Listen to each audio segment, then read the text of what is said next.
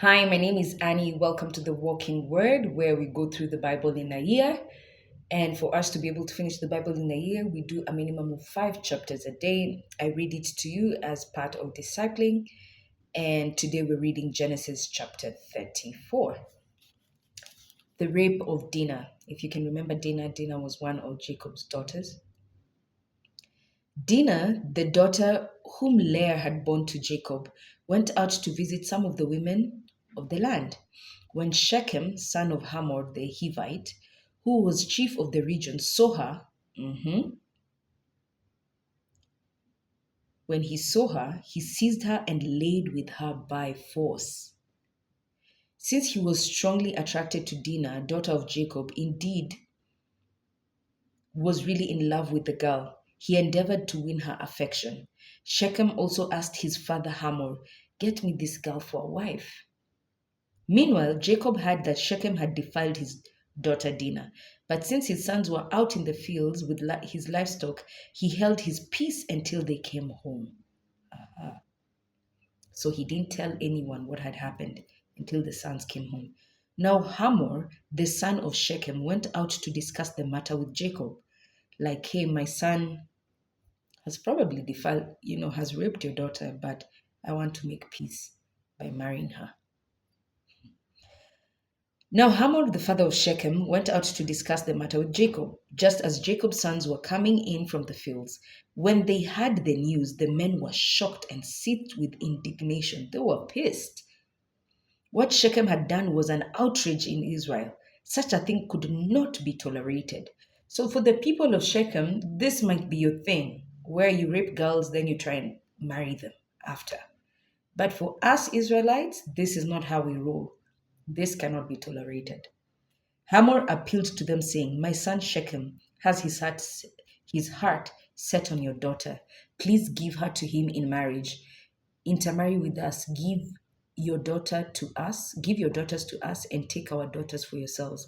Thus you can live among us. The land is open before you. You can settle and move about freely in it, and acquire land property here as well."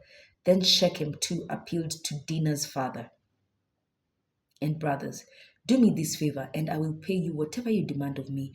No matter how high you set the bridal price, I will pay you whatever you ask. Only give me the maiden in marriage." Okay. Revenge of Jacob's sons.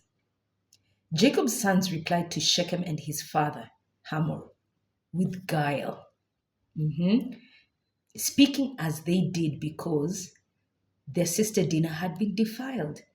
"We could not do such a thing," they said, "as to give our sister to an uncircumcised man. That would be a disgrace to us. We will agree with you only on this condition, that you become like us by having every male among you circumcised." You remember the covenant of Abraham and God, that the mark of the covenant would be circumcision, right?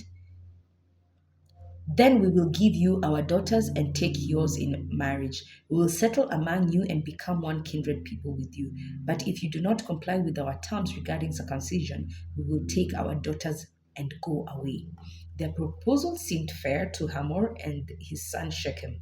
The young man lost no time in acting in this matter, since he was deeply in love with Jacob's daughter.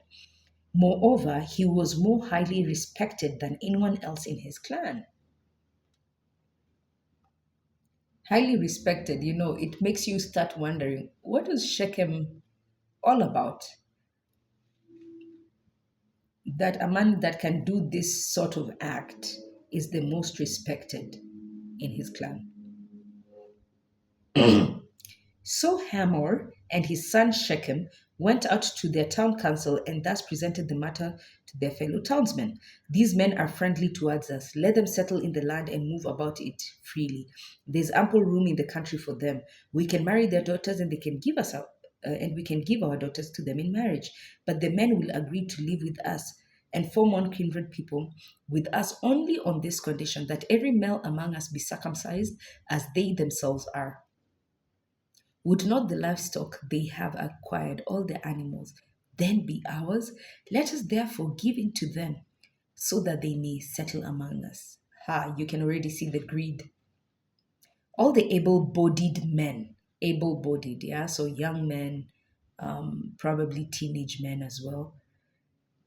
So all the able bodied men of the town agreed with Hamor and his son Shechem, and all the males, including every able bodied man in the community, was circumcised. On the third day, while they were still in pain, they're still healing. Dinah's full brothers, so these are the children of Leah, Simeon and Levi, two of Jacob's sons, took their swords against the city without any trouble and massacred all the men. Talk about payback, a gruesome one. After they had put Hamor and his son Shechem to the sword, they took Dinah from Shechem's house and left. You think you'll have a sister? Then the other sons of Jacob followed up the slaughter and sacked the city in reprisal for their flocks, herds, and asses, whatever was in the city and in the country around. They carried off all their wealth, their women, and all their children, and took for loot whatever was in their houses. So after Levi and Simeon did this, now all their brothers came and joined in the drama. Jacob said to Simeon and Levi, "You have brought trouble upon me by making me loathsome to the inhabitants of the land, the Canaanites and the Perizzites. I have so few men.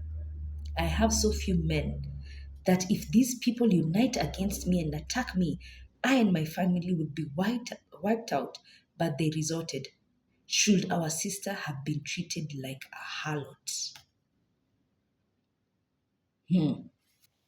So this goes to show you when the victim becomes victimized. We continue in chapter 35 in the next one.